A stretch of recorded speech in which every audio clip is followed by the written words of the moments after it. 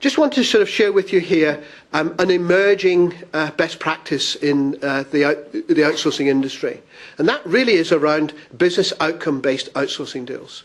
We've now been working with a number of organisations over the last few years who have actually been almost like forced to rethink what's actually been happening in their industry. And the case study that I'm actually showing you here was a situation, it was an automobile manufacturer. To break even, they needed to produce something like 500 vehicles a month.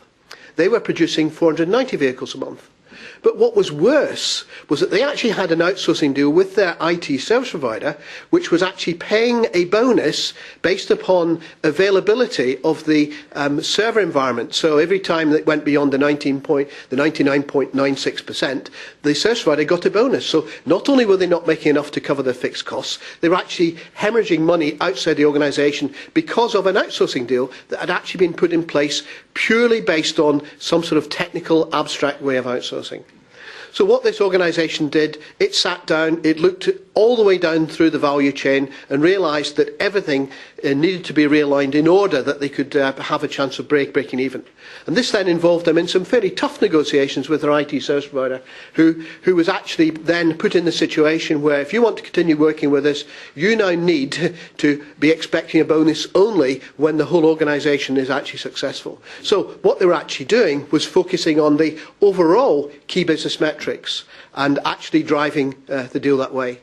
The success that they had, having re-engineered not just the IT outsourcing deal, but all the way down the supply chain, was that within a month or two of the new system being in place, they'd actually moved to 520 cars a month. So they actually had moved into profit by redesigning the whole sort of value chain, but including the service provider as a key part of that, and the service provider recognising that that was their part to play. Now, this has now happened in a number of industries, and we have a number of case studies where we've actually seen this work extremely successfully.